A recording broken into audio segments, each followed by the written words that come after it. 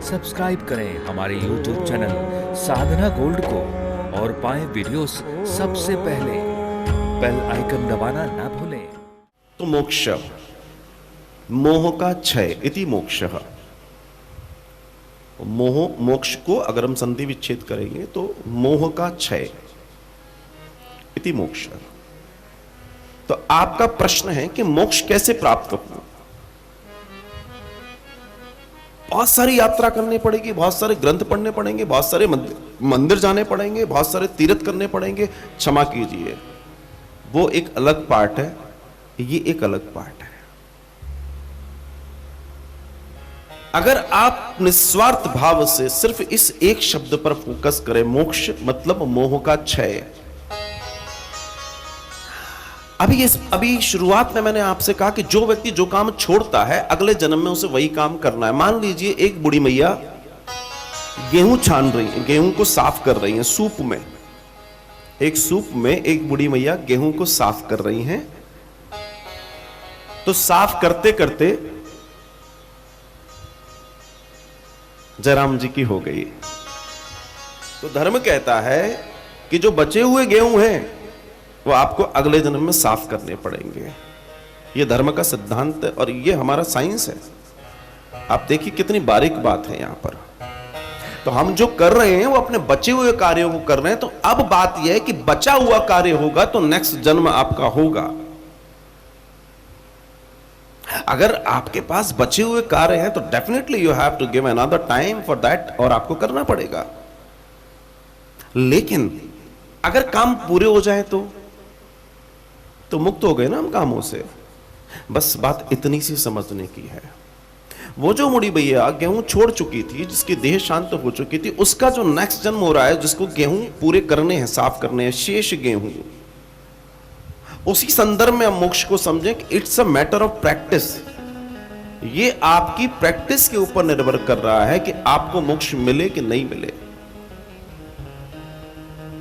आपने अपने जीवन में रहते हुए मोक्ष को प्राप्त अगर किया है तो आप वो परलोक वाले मोक्ष की बात कर सकते हैं। क्षमा कीजिए साहब, जीवन में रहते हुए मोह का क्षय अगर आपका हुआ, वही तो प्रैक्टिस है जो साथ में जाएगी। आप समझिएगा, वैज्ञानिक बात है बड़ी। जो प्रैक्टिस है वही आपके साथ में जाने वाली है। तो जो प्रैक्टिस आपकी होगी वही आपके साथ चलेगी। तो अगर आप मोक्ष की तैयारी में हैं, क्योंकि एक बात और समझ लीजिए, वेद कहता है, हमारी वैदिक संस्कृति कहती है, हमारे लिए ईश्वर से मिलन महत्वपूर्ण नहीं है, ईश्वर कभी दर्शन दे ये महत्वपूर्ण नहीं है। बिल्कुल ध्यान रखिए इस बात को, इस मुगालते में न रहें। आपको और हमको जो मोक्ष की बात कही गई है वो ईश्वर से ज्यादा बड़ी चीज है, मोक्ष महत्वपूर्ण है। आप लोग घरों से निकल के कुंभ में जाते हैं, आप लोग नदी स्नान करते हैं, आप लोग डुबकियां लगाते हैं, किस लिए लगाते हैं? कि अंदर पानी में भगवान के दर्शन होंगे? नहीं। अभी पिछला कुंभ इलाहाबाद में 22-23 करोड़ लोग लाए, क्या उनको दर्शन के लिए आए थे? नहीं।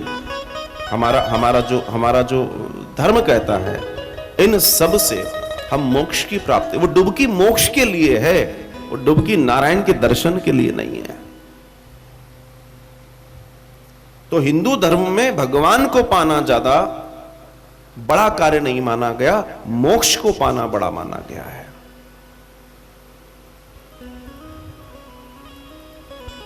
क्योंकि अगर आपको भगवान ने कभी दर्शन भी दे दिया, मान लो दे दिया, तो दर्शन एक सेकंड्सों का होगा, 2-5 सेकंड, 10 सेकंड, 20 सेकंड, ऐसे मान लो, फिर वो अंतर ध्यान हो गए। लेकिन अगर मोक्ष प्राप्त कर लिया तो उनके चरणों में जिंदगी भर हमेशा आदि आदि अनादि काल के लिए सेवा मिल जाएगी। अब बताओ, मोक्ष बड़ा है कि वो दर्शन बड़ा है?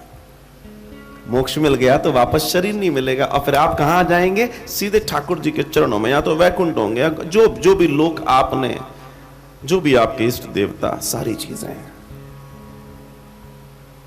तो मेरे भाई बहन, हमारा विज्ञान कहता है कि आप जो एक्ट कर रहे हैं वो रिएक्ट होगा, क्रिया की प्रतिक्रिया होगी।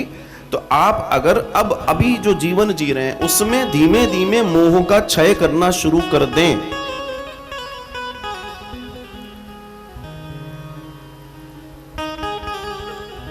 बाबूजी माला कर रहे हैं,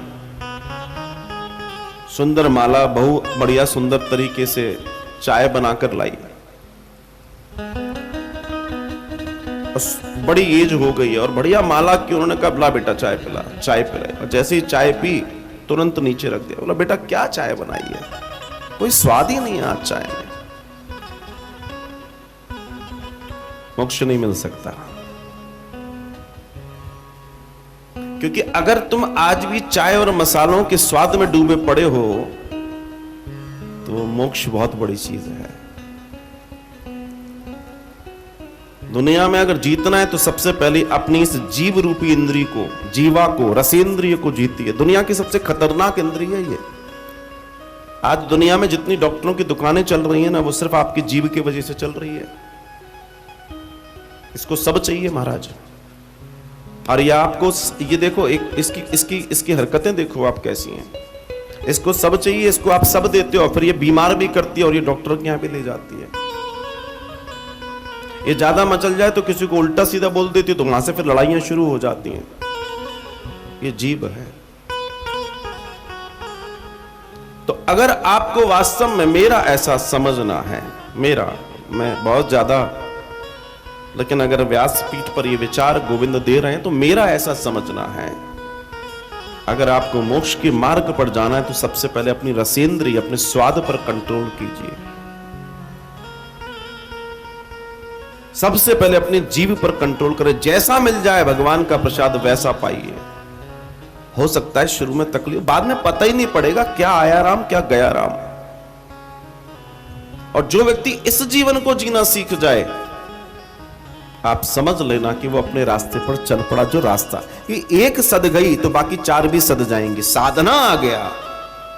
मैटर है साधने का, मैटर है प्रैक्टिस का। मैं बात फिर से वही करूंगा, it's a matter of practice. ये प्रैक्टिस का मैटर है। माता लोगों, भाई लोगों, पिता लोगों, आप सबसे मेरा निवेदन है, जिस मोक्ष की आप तैयारी कर रहे हो, मोक्ष पहले जियो तो सही। जो जियोगे वही तो आगे ले जाओगे। आप कुछ छोड़ना नहीं चाहते हो और आप सब पकड़ना चाहते हो, ऐसे कैसे संभव है?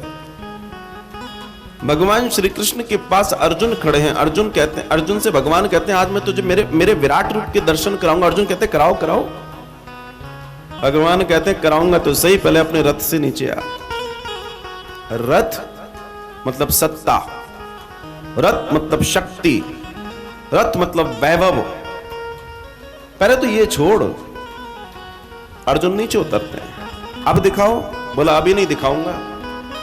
ये तेरे सर पे जो सोने का मुकुट है ना, ये अहंकार का प्रतीक है, इसे हटा दिया। बोला अब?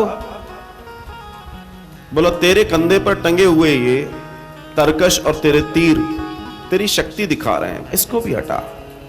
अर्जुन ने कहा ठीक है। फिर कहते हैं अब तो दिखाओ। बोला ऐसे नहीं, घुटनों के बल बैठ और हाथ जोड़।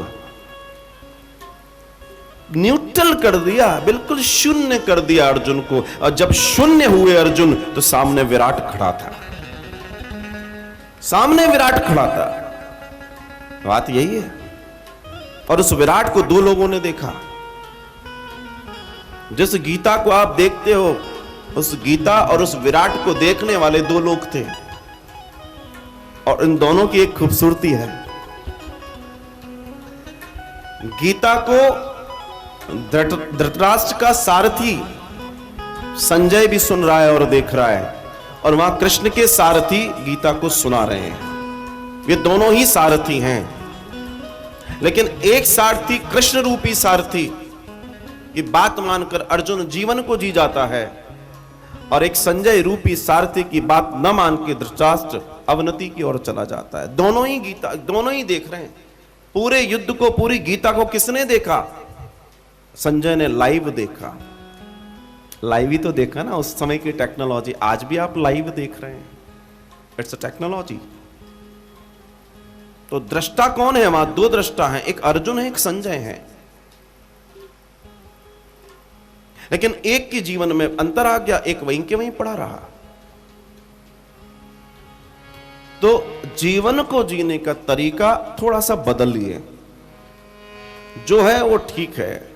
नमक नहीं है तो आफत नहीं आ जाएगी, बिना नमक के रह लो।